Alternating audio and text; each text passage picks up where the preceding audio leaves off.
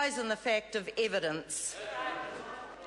Question number 5, Chris Auchinvole. Thank you, Mr. Speaker. My question is to the Minister of Conservation. What reports has he received on the extent of the damage to the West Coast forest from Cyclone Ita, and what estimates are there of the area affected and the volume of wood felled?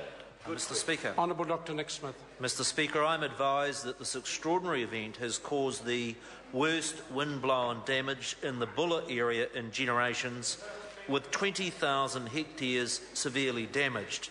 There is a further 200,000 hectares across the coast where there is significant tree fell. The volume of wood fell amounts to millions of cubic metres, but it is my expectation that only a small proportion of this will be economically recoverable with the tight safety and environmental standards that the Department will have in place. Supplementary question, Chris Auchinvole. Thank you, Mr. Speaker. To the Minister, what are the time constraints for the different types of windblown timber felled, and how does this impact on the timing of the legislation? Honourable Dr Nick Smith. Mr. Speaker, the major species affected are beech and rumu, but with smaller amounts of maitai, of miro and with totara. The beech is very susceptible to sap stain and borer and will quickly deteriorate in spring. That is why urgency is required in the legislation to get the expressions of interest process underway, and short time is available to develop good safety and environmental control systems. I'm advised that the rimu can be quite recoverable for up to 5 years, and this is the time limit set in the legislation. I'm advised that spreading the recovery of the rimu over 5 years would be less disruptive to the indigenous timber market, smooths the economic and employment opportunities, and would have negligible effect on the time for these forests to regrow and to recover. Mr. Speaker. Supplementary question, Chris Auchinvole. To the Minister, will the Government limit access to the wood to West Coast companies, as has been suggested, and if not, why not?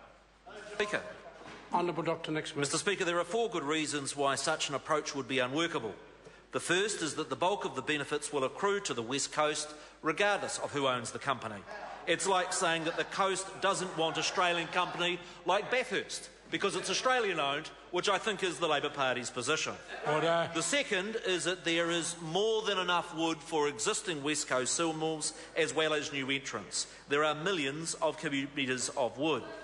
The third reason is that it would compromise safety. The recovery of this wood is not a job for amateurs, and with the recent decline in radiata log prices, there are skilled logging crews who may relocate to the coast to do this work, and it would not be sensible to prevent that. The final and fourth reason is that it is an economic nonsense. We do not require that Canterbury lamb is processed in Canterbury, that Taranaki gas has to be used in Taranaki, or that Nelson apples have to be used in Nelson. It's the sort of economic lunacy that would cost jobs that members opposite now seem to be promoting.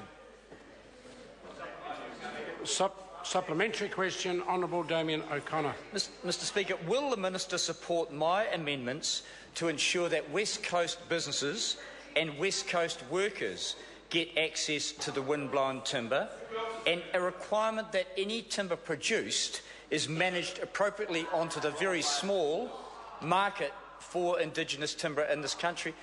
And if not, why not? Speaker. Order.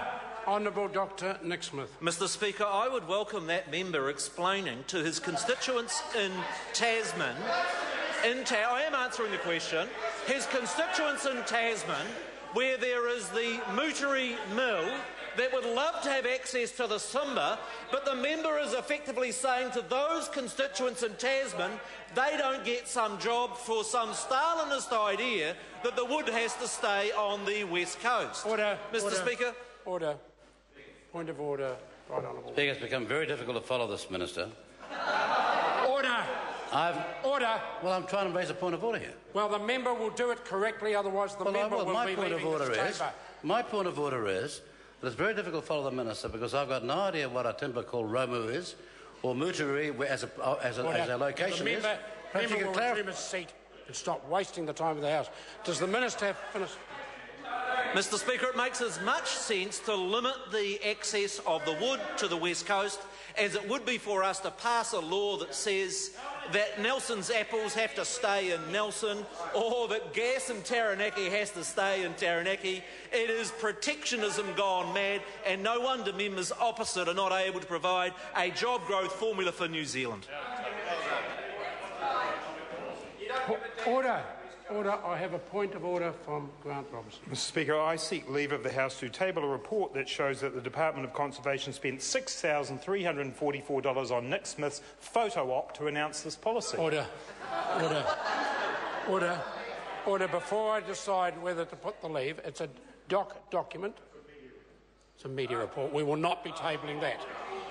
Question number 6, Phil Twyford. Speaker,